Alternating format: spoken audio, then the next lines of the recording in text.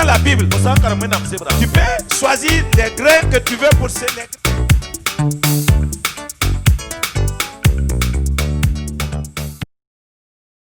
Très chers frères et sœurs en Jésus-Christ, vous tous que nous aimons de l'amour de Dieu, nous sommes très heureux de vous avoir encore aujourd'hui devant votre petit écran. Vous connectez avec nous sur Internet pour partager la parole de Dieu avec vous aujourd'hui. Et c'est un thème que j'ai tiré des enseignements que nous sommes en train de recevoir pendant cette période-là par notre très cher papa. La question que je voudrais poser, pourquoi il est important de parler? Pourquoi Dieu nous exhorte à parler? Si nous savons que Dieu a dit dans sa parole qu'il n'a rien créé sans sa parole, que tout ce qui est visible et tout ce qui n'est pas visible a été créé par la parole de Dieu, et que Dieu nous a créés à son image. Et si Dieu ne peut rien faire sans sa parole, comment pouvez-vous penser que nous, en tant que des êtres humains, créés à l'image de Dieu, nous pouvons faire ou mieux nous pouvons avoir sans parler? Nous allons plonger nos regards dans la parole de Dieu et laisser le Saint-Esprit nous révéler les Écritures. Dans 2 Corinthiens chapitre 4, je vais lire avec vous le verset 13. La Bible dit: et comme nous avons le même esprit de foi qui est exprimé dans cette parole de l'Écriture, j'ai cru, c'est pourquoi j'ai parlé. Nous aussi, nous croyons, et c'est pour cela que nous parlons. Gloire à Dieu. La parole de Dieu est tellement claire, vous ne pouvez pas croire sans parler. Il dit: j'ai cru, c'est pourquoi j'ai parlé. J'ai cru quoi? J'ai cru à ce que Dieu a dit. J'ai cru à la parole de Dieu. Et j'ai parlé comme Dieu a parlé. Ce n'est pas une répétition vaine. Non. Dieu n'a pas dit que quand lui il a parlé, nous devons raisonner sur sa parole. Non. Si nous l'avons cru, nous devons confesser cette parole-là comme Dieu l'a dit. Gloire à Dieu. Croire et parler. Tu ne peux pas croire sans parler. Quelqu'un va dire: mais pourquoi vous insistez sur ça même? Mais c'est parce que nous avons pitié des gens. Quand nous regardons l'esclavage dans lequel les gens sont aujourd'hui, qui se dit chrétiens, qui sont terrorisés par la peur et qui sont soumis à ces épreuves à n'en pas finir, par la maladie et toutes sortes de choses, et rongés par leurs propres paroles, nous ne pouvons pas nous empêcher de parler, d'enseigner, d'instruire comme la parole de Dieu nous le demande, afin de voir tout le monde, le peuple de Dieu épanoui. On peut avoir pitié de quelqu'un qu'on est en train de maltraiter qui n'a aucune arme dans sa main pour se défendre. Mais voir quelqu'un qui est armé jusqu'aux dents et qui se laisse maltraiter par ignorance de ce qu'il possède, de ce qu'il porte sur lui, personne ne peut le pleurer. Non, mon frère, ma soeur. Il faut que nous arrêtons de pleurnicher inutilement. La parole de Dieu nous dit ici, si tu crois, tu dois parler. Si Dieu dit que tu es la lumière et que toi tu refuses que tu es la lumière, tu dis que tu ne vas pas proclamer que tu es la lumière, c'est les ténèbres là qui vont t'engouffrer. Oui. Si la parole de Dieu dit que toi tu es juste et tu refuses de proclamer, de confesser que tu es juste, mais tu veux que Dieu fasse quoi? Mais tu seras tout le temps culpabilisé et terrorisé par Satan. Vous savez, la parole de Dieu, et je comprends pourquoi beaucoup de gens ne l'acceptent pas. Parce qu'ils ne savent même pas ce qu'est la parole. Parce qu'ils pensent que la parole là, de Dieu, est comme leur propre parole vaine. Non. Il y a une différence nette entre la parole de Dieu et la parole de l'homme. C'est pourquoi, en parlant comme Dieu a parlé, tu es d'accord avec Dieu. Tu es d'accord avec sa parole. Et Dieu va confirmer sa parole dans ta vie. Qu'est-ce que la parole? Si vous regardez par exemple dans Jean chapitre 6, verset 63, la Bible dit, et c'est Jésus même qui a déclaré, qui a fait cette déclaration. Il dit, ma parole est esprit et vie. Gloire à Dieu. Ma parole est esprit et vie.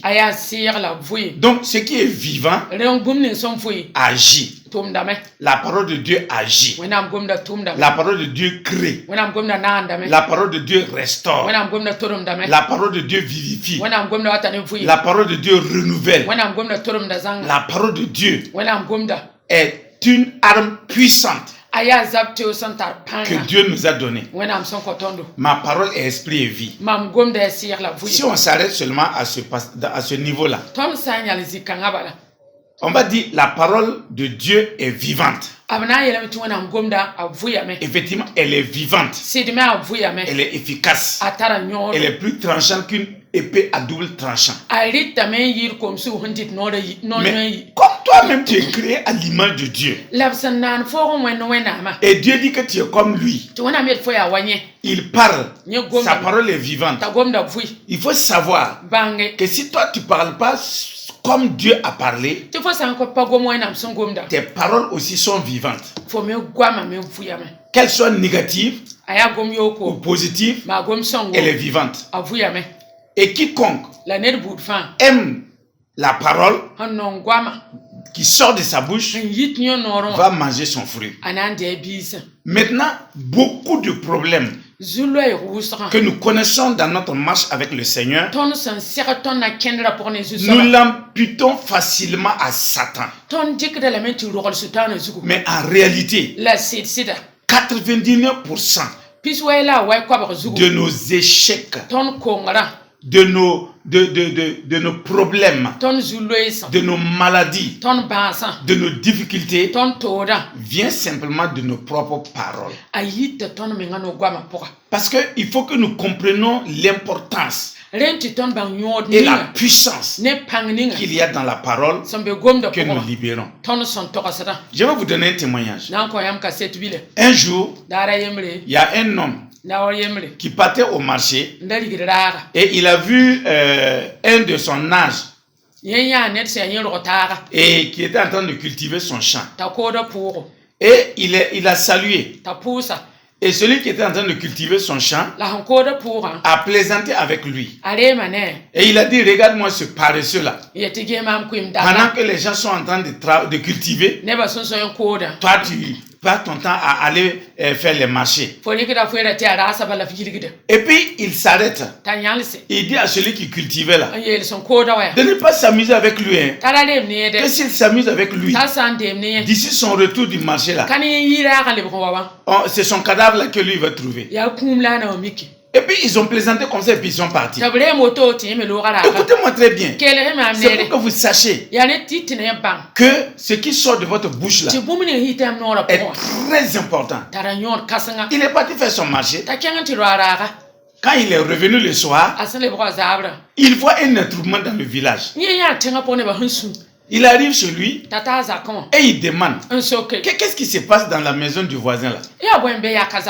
Et puis on lui dit que ce matin quand tu passais là, il était dans son champ, non? Il a cultivé.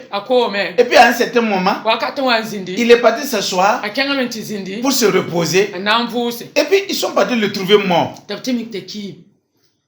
Il a dit non, c'est pas vrai. Il n'était pas malade. Qu'est-ce qui s'est passé? Mais comme ce n'était pas des chrétiens, il a compris en lui-même que ce qu'il a déclaré là, c'est ça qui a eu comme effet dans la vie de cet homme et il est mort. Je veux dire que cet homme là, il est mort malheureux. Il n'est pas mort jeune, mais toute sa vie, comme il ne connaissait pas Dieu, il était malheureux parce qu'il voyait la mort de cet homme-là comme les effets de sa parole.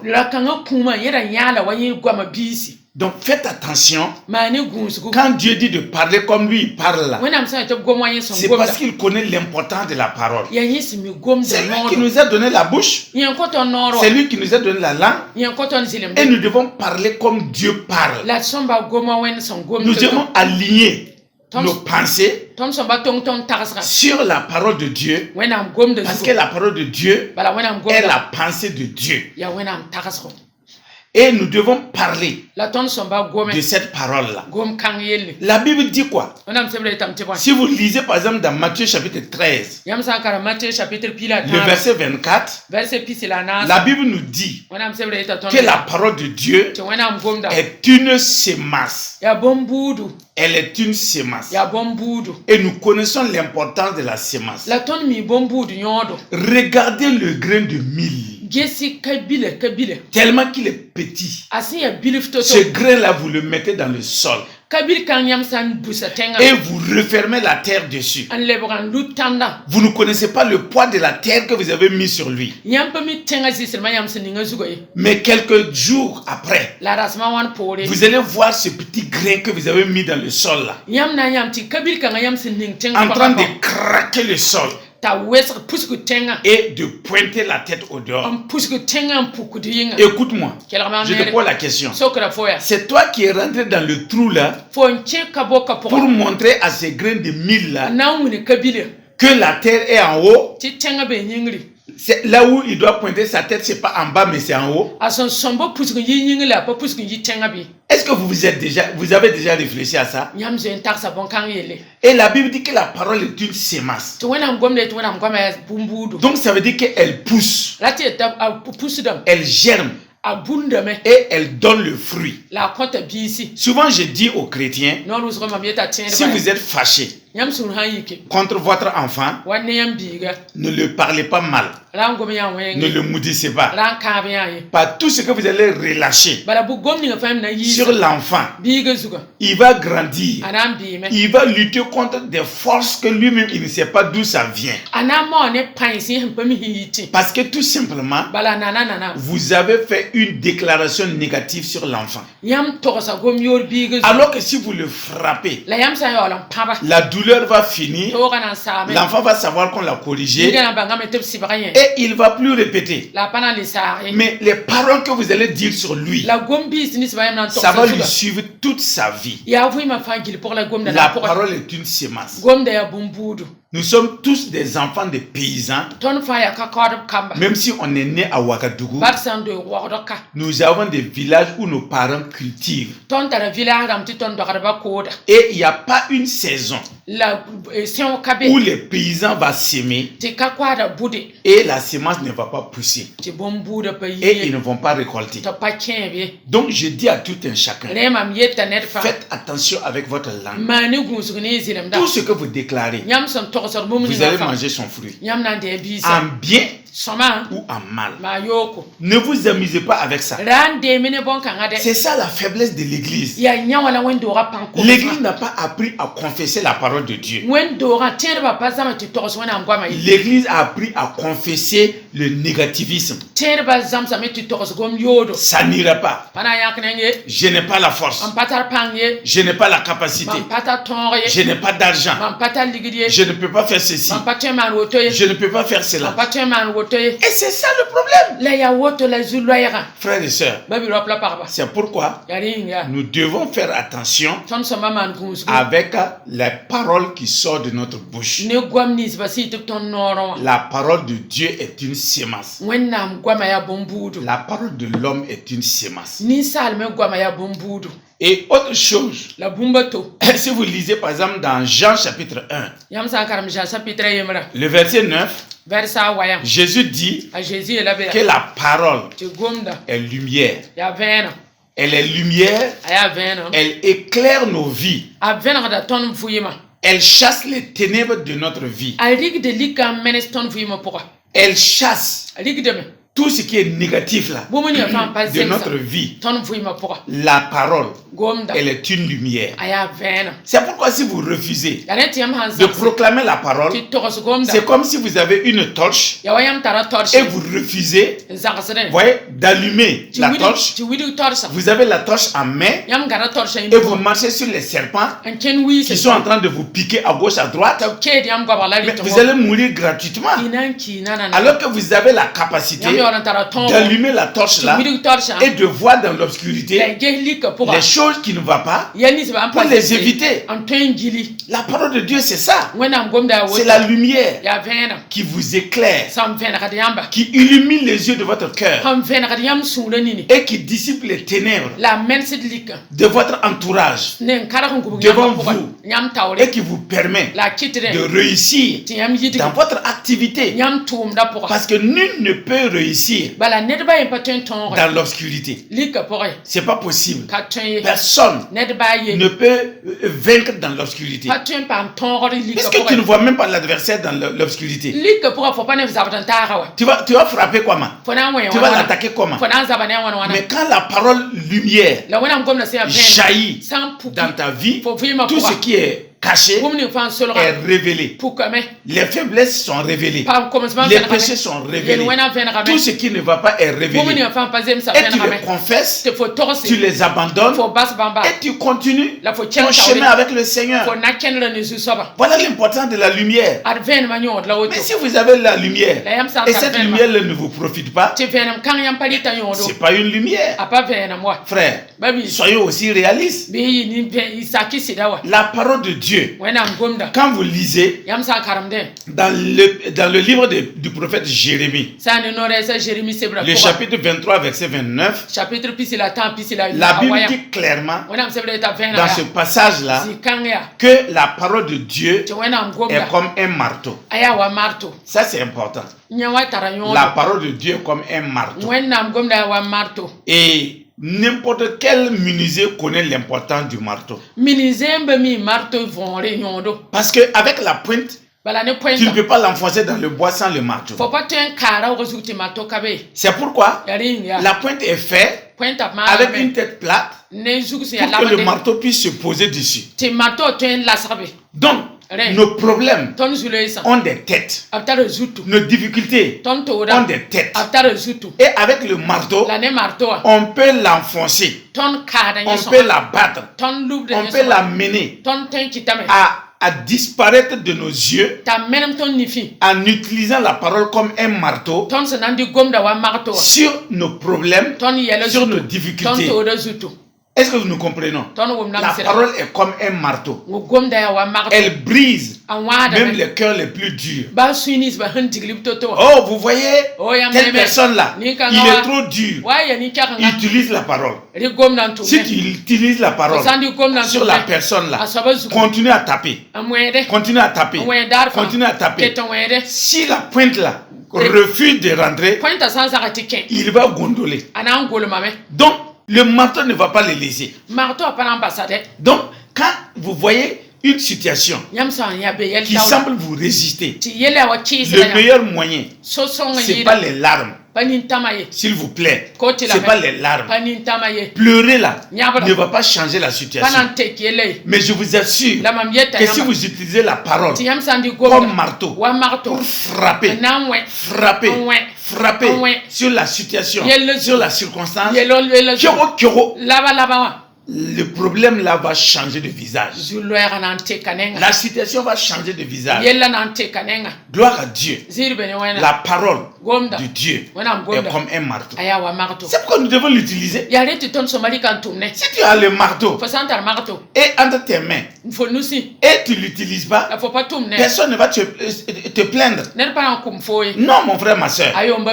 Et la Bible dit que la parole de Dieu, toujours dans le même passage là, dit que la parole de Dieu est un feu. La parole de Dieu est un feu. Ça brûle tout ce qui est négatif, tout ce qui est de la paille, tout ce qui est du bois. La parole de Dieu brûle dans ta vie tout ce que Dieu n'a pas bâti. Mais il faut que tu l'utilises. Ce n'est pas en prenant la Bible là pour faire un l'oreiller, pour dormir là-dessus, que tes problèmes vont partir. Non, non, non. Il faut ouvrir ta bouche et confesser la parole. Proclamer la parole.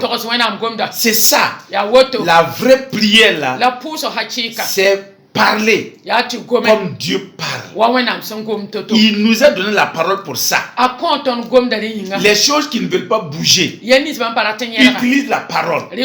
Elles vont bouger parce qu'ils ne peuvent pas résister à la parole de Dieu. Mais si vous êtes là devant vos montagnes, devant vos difficultés, oh Seigneur, aie pitié de moi. Seigneur, viens à mon secours.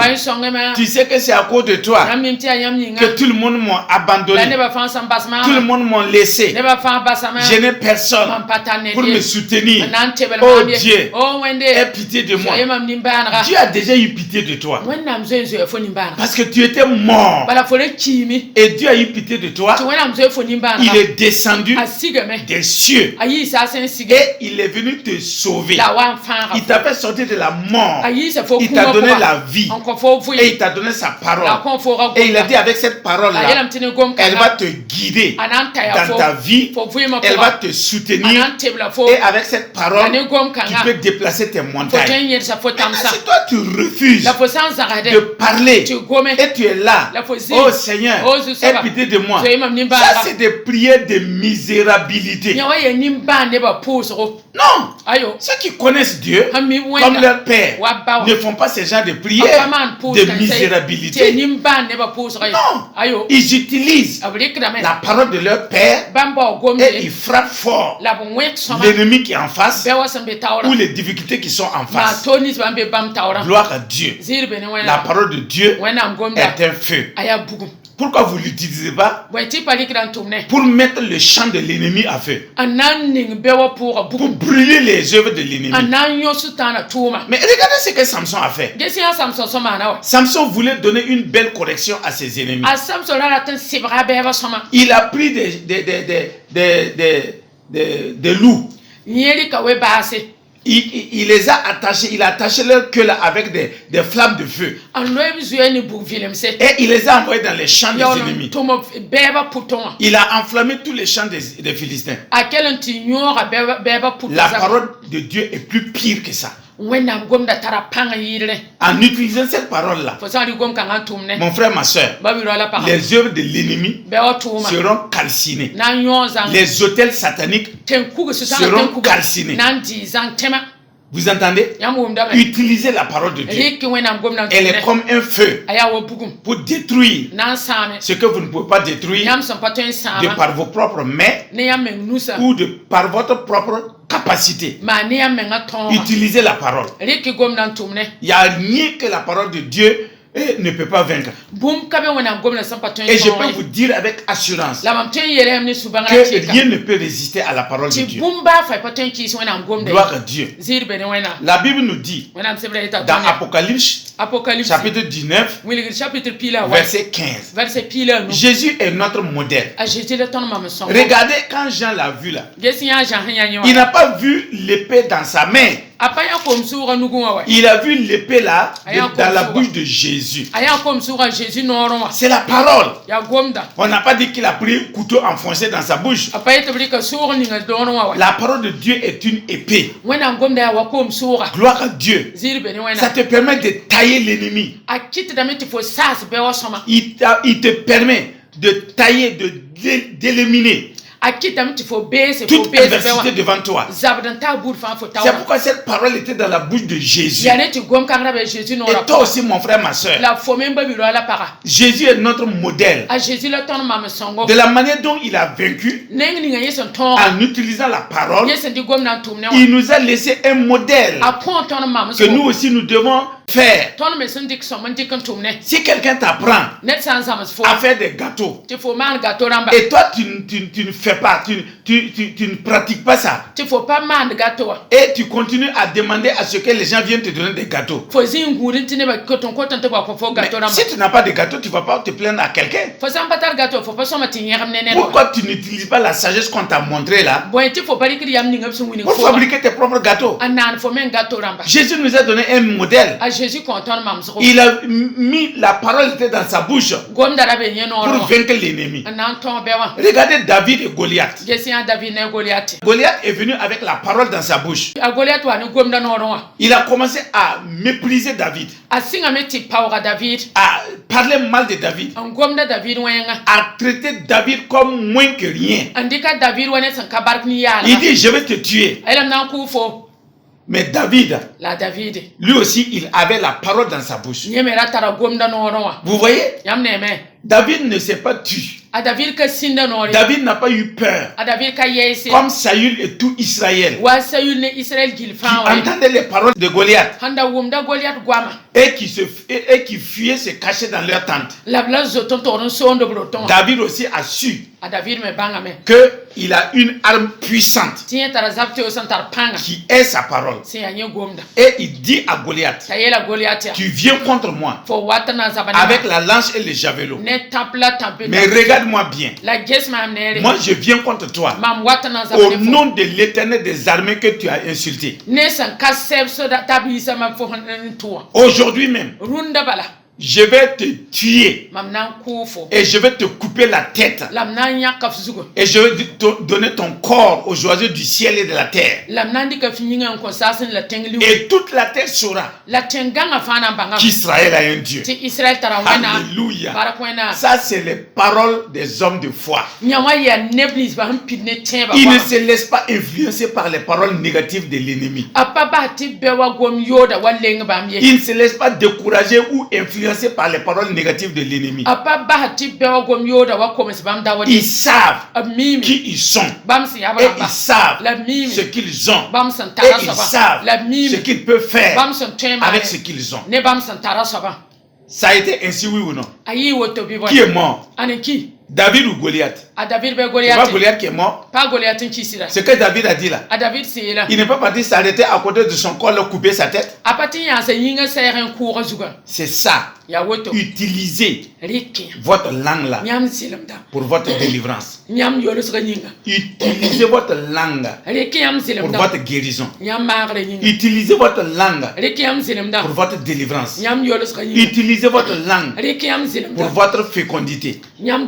Utilisez votre langue pour votre richesse.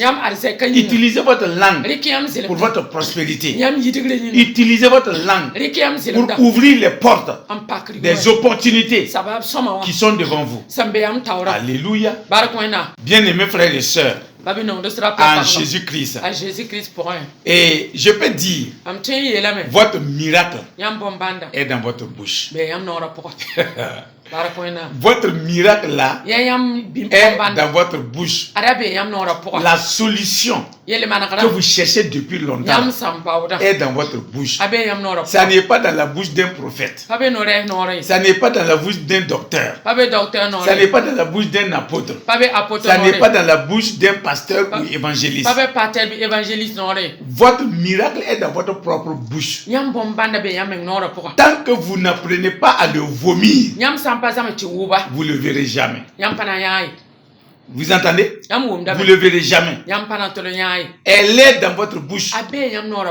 Ce miracle-là est dans votre bouche. Regardez, la parole de Dieu non seulement est une épée, mais quand vous lisez dans Jean, chapitre 4, verset 34, Jésus dit que la parole là, elle est une nourriture. Il a dit, l'homme ne vivra pas seulement de pain, mais il vivra de toute parole qui sort de la bouche de Dieu. La parole de Dieu est une nourriture pour l'homme. Ton âme ne mange pas macaroni. Ton âme ne mange pas poulet rôti. Ton âme ne boit pas dégué frais. Ton âme là ne mange pas kepgen. La nourriture de ton âme, c'est la parole de Dieu. Et tu peux comprendre pourquoi tu es faible. Ta faiblesse là est volontaire. Parce que toute personne qui refuse naturellement de manger va perdre des forces. Il sera faible. Mais toute personne qui s'alimente convenablement, mon frère, ma soeur, il aura des muscles et il aura de force. Mon frère, ma soeur, sur le plan spirituel, si la parole, Dieu dit que sa parole est une nourriture. Et c'est ça que Jésus a dit à ses disciples. Il dit que lui, il a une nourriture que les disciples là ne connaissent pas. Et c'était cette nourriture, c'est la parole de Dieu. C'est la parole de Dieu. C'est la volonté de Dieu. Une nourriture pour l'âme de l'homme. C'est la parole. Si tu ne manges pas, tu seras faible. Et quand Satan va souffler sur toi, tu vas tomber. Et ce n'est pas la faute de Diu. Tu refuses de manger. Vous savez, souvent, Dieu nous parle par les circonstances, souvent par les situations, mais on n'y prend pas garde. Quand mes enfants étaient très jeunes, un jour, il y a un de mes enfants là qui refusait de manger parce qu'il était en bas âge. Et sa maman a fait tout. On a donné des vitamines en vain. L'enfant refuse de manger. Et un matin, j'étais en train de prier pour l'enfant. Dans ma prière, je disais, Seigneur, si l'enfant ne mange pas, mais il va perdre de force, il va mourir. Il faut lui donner l'appétit. Vous savez ce que moi j'ai entendu dans mon cœur? La voix intérieure me dit, est-ce que toi tu manges ma parole? Est-ce que tu manges ma nourriture? Pourquoi tu veux que ton enfant mange? J'ai dit, mais si l'enfant ne mange pas, il n'aura pas de force. Il dit, mais c'est parce que toi-même tu ne manges pas ma nourriture que l'enfant aussi ne veut pas manger. La solution n'était pas dans la prière. La solution était dans ma propre vie. Parce que effectivement, à ce moment-là, je n'étais pas un accro de la parole comme aujourd'hui. Je ne chérissais pas la parole de Dieu comme aujourd'hui. Je me nourrissais pas avec la parole de Dieu comme aujourd'hui. C'est comme beaucoup de chrétiens qui peuvent faire toute la semaine sans ouvrir la parole de Dieu. Il mange seulement que le dimanche au dimanche. Il ne peut pas avoir de force spirituelle parce qu'ils sont faibles.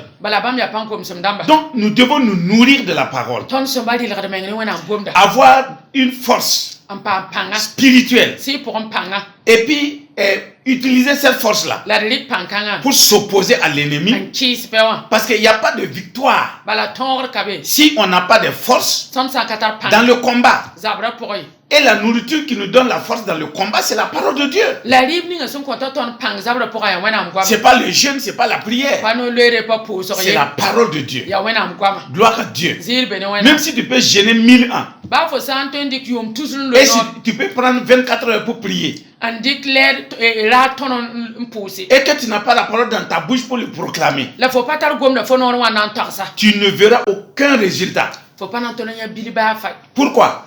Parce que c'est la parole dans ta bouche qui va amener les choses invisibles dans le visible. Et les choses qui ne sont pas réelles dans la réalité dans ta vie. C'est pourquoi Dieu, il a parlé et ce qui était dans l'invisible est venu dans le visible. Voyez? Et c'est comme ça que toi aussi tu dois vivre. La parole de Dieu nous aide dans tous les domaines de la vie. Beaucoup de gens pensent que c'est les jeûnes et les prières qui peut les rendre saints devant Dieu, qui peut les purifier devant Dieu. Vous êtes déjà saints. La parole de Dieu nous dit dans Hébreux 10 verset 22 que la parole est l'eau. La parole est comme de l'eau. Quand tu lis la parole, tu médites la parole, elle te purifie, elle te lave, elle te met au propre devant Dieu. Est-ce que vous comprenez? Mais c'est la parole de Dieu qui nous rend purs. Parce que nous sommes déjà saints par l'œuvre achevée de Christ. Mais dans notre vécu quotidien, les irritations, les colères, les médisances, les critiques, les jalousies, les mesquineries, ça nous suit. Mais quand tu plonges les yeux dans la loi parfaite, qui est la parole de Dieu, elle commence à te purifier de toutes ces choses-là qui sont sales aux yeux de Dieu et te fait paraître devant Dieu pur. Vous voyez l'importance de la parole. Mais si cette parole-là n'a pas de place dans ta vie, mais tu es comme une poubelle. Tu es sale. Tu pues. Des saletés spirituelles. C'est pourquoi la parole ne doit pas s'éloigner de toi. Elle est l'eau qui te purifie. Jésus a dit à ses disciples, vous êtes déjà purs par la parole que vous avez déjà entendue. Donc ça veut dire que la parole purifie. Gloire à Dieu. La parole nettoie. Gloire à Dieu. Et la parole de Dieu, et si vous lisez dans Romains 10 verset 8, si je m'abuse, la parole de Dieu est la source de la foi. On a parlé de la foi. Mais la source de la foi là, c'est la parole. C'est pourquoi vous ne pouvez pas amener votre assemblée dans un esprit de foi sans la parole. C'est pourquoi c'est-à-dire je m'évertue à prêcher la parole parce que la foi vient de la parole. La foi ne vient pas dans autre chose que la parole. Si je vais voir la guérison au milieu du peuple de Dieu, je dois leur donner des paroles de guérison. Si je vais voir la prospérité au milieu du peuple, je dois leur donner la parole de prospérité. Tout ce que je veux voir dans l'assemblée, je dois leur donner cette parole. C'est ça. La parole est la source de foi. Parce que la foi vient de ce qu'on entend. Et ce qu'on entend vient de la parole de Christ. Il n'y a pas de foi, mon frère, ma soeur, de foi positive. La foi de Dieu dans les paroles négatives, ou bien dans les proverbes du monde, ou bien dans les histoires du monde, ou dans les expériences des gens. Non, la foi de Dieu est liée à sa parole. C'est pourquoi les témoignages font bien à la tête des gens. Et les expériences qu'on raconte font du bien aux gens physiquement. Et souvent les histoires que nous racontons, ça fait rire les gens. On devient comme des humoristes. Mais ça ne leur donne pas la foi vivante pour les miracles et les œuvres de Dieu.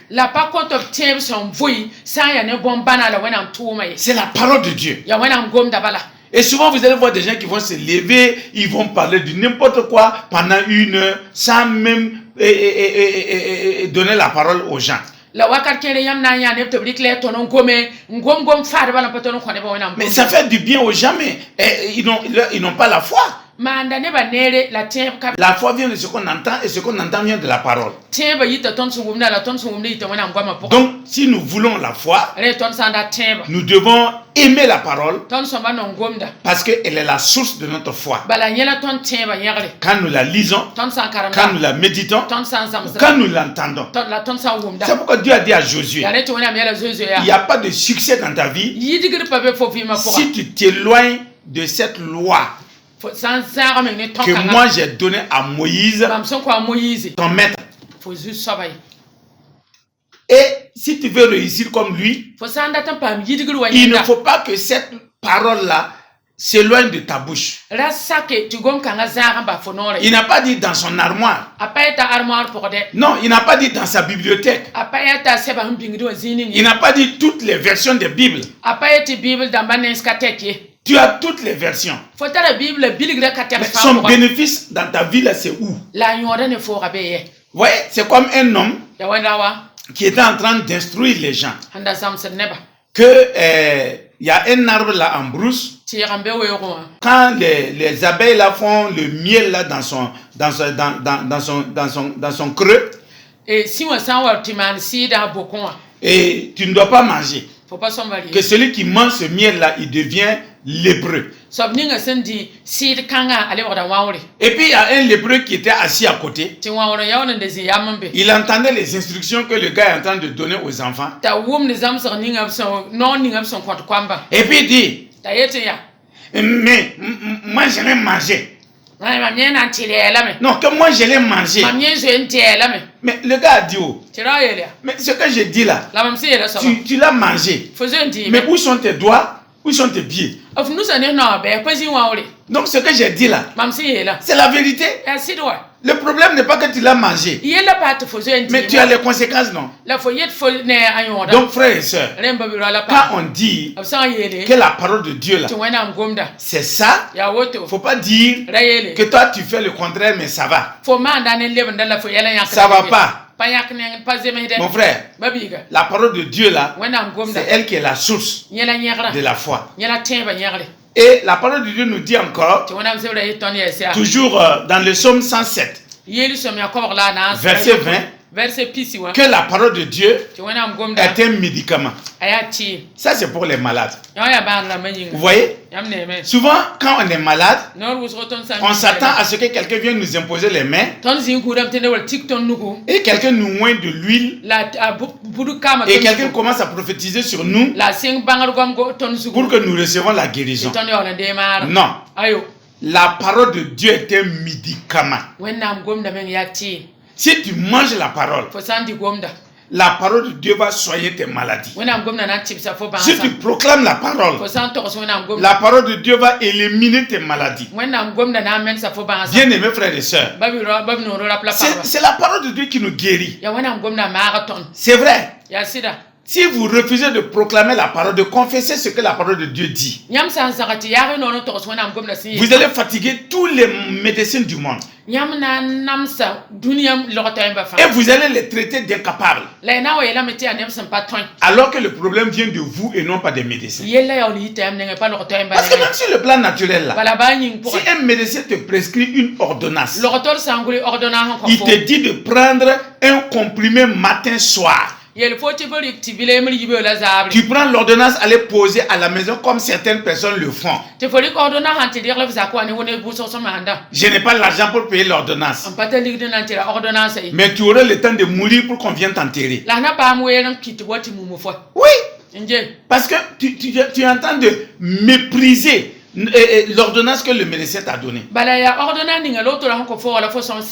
Ou bien tu prends l'ordonnance, tu vas payer les médicaments, tu viens poser. Et puis tu dis, bon, le médecin a dit un comprimé matin, midi, soir. Mais moi j'ai la foi, je vais prendre seulement un seul comprimé. Et je sais que ma maladie là va partir. Si tu meurs, ce n'est pas la faute du médecin. Non, tu dois respecter l'ordonnance. Parce que lui, il a appris. C'est pourquoi il t'a instruit. La parole de Dieu, on dit c'est la parole de Dieu. C'est Dieu qui a créé l'homme. L'homme n'est pas sorti du néant. Dieu est son créateur. Et Dieu a donné sa parole. En disant que cette parole-là, si tu te nourris de cette parole, tu seras en bonne santé. C'est un médicament contre tes maladies, tes rhumatismes, ton diabète, ton sida, et ta tuberculose, ta cécité, ta surdité. C'est un médicament contre tous les bobos que tu connais dans ta vie. Gloire à Dieu. Il faut la prendre. Il faut la prendre, c'est l'ordonnance de Dieu pour toi. C'est pourquoi Dieu dit, j'ai envoyé ma parole et je les ai guéris. Alléluia. Et beaucoup de gens, au lieu de recevoir la guérison quand la parole sort comme on est en train de donner, ils s'attendent à ce que quelqu'un vienne les oindre d'huile et prier pour eux pour qu'ils soient guéris. Non, mon frère. La Bible dit, pour terminer, dans Proverbe 4, verset 22, que la parole de Dieu est la santé pour tout le corps. C'est la santé. Non seulement elle est un médicament qui guérit, elle est la santé pour tout le corps. Alléluia. Gloire à Dieu. Donc ça veut dire que chaque circonstance dans ta vie, chaque problème dans ta vie, chaque difficulté que tu connais, écoute-moi. Quel que soit le problème qui est en face de toi, sa réponse est dans la parole de Dieu. Accepte-la. Nourris-toi de cette parole. Proclame cette parole. Si c'est la maladie, proclame que par les méthodes de Jésus, tu es guéri. Si tu as des problèmes, des cauchemars, des dépressions, proclame que la puissance de Dieu, Dieu t'a délivré de la puissance des ténèbres et que Dieu t'a transféré dans le royaume de l'amour de son Fils.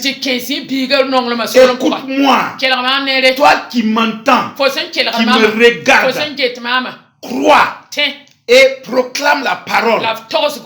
Parce que Jésus a dit, vos problèmes qui sont comme les montagnes devant vous, parle à la montagne. Dis à la montagne, ôte-toi de là, jette-toi dans la mer. Et si tu ne doutes pas, mais crois que ce que tu dis arrive là, tu le verras s'accomplir.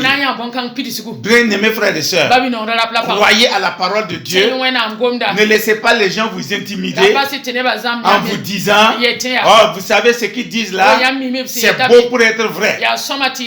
C'est pas leur parole, c'est la parole de Dieu. Ce que je te dis là, c'est pas moi qui l'ai écrit. Je suis né la trouver, je vais mourir la laisser. Mais si tu crois, je l'ai expérimenté. C'est pourquoi je te parle. Mon frère, ma soeur, je ne suis pas un théologien. C'est parce que j'ai expérimenté cette parole-là dans sa bienfaisance, dans ma vie, dans ma famille, dans la vie de mes enfants, que je te parle. Donc il n'y a pas une circonstance, il n'y a pas un événement, il n'y a pas un problème, il n'y a pas une difficulté. Donc la parole de Dieu ne peut pas résoudre. Gloire à Dieu. Chaque problème, chaque situation, chaque événement, chaque maladie, mon frère, ma soeur, la solution est dans la parole. Alors mets la parole de Dieu dans ta bouche et proclame simplement cette parole-là.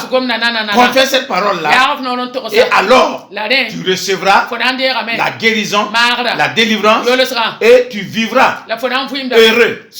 Parce que ta bouche va créer ton propre paradis. Au nom puissant de Jésus-Christ.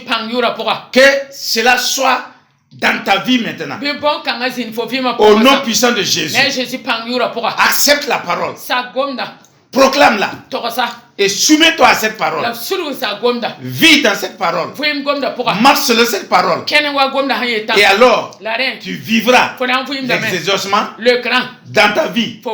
Tu vivras les miracles dans ta vie. Au nom puissant de Jésus-Christ. Jette la parole comme un filet pour arracher tes miracles, pour arracher tes bénédictions.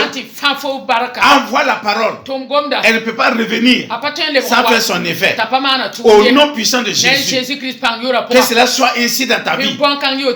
Si tu veux le salut de tes parents, jette la parole. Proclame la parole. Faut arrêter de les regarder comme des païens. Faut arrêter de les regarder comme des gens maudits. Il faut arrêter de les regarder comme des gens irrécupérables.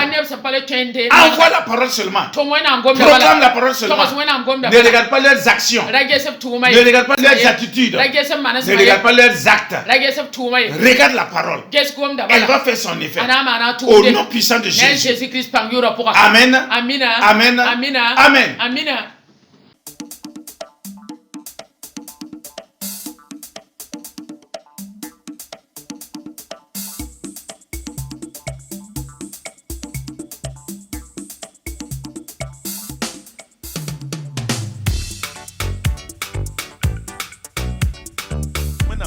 C'est vrai, en lisant la Bible, tu peux choisir les grains que tu veux pour ces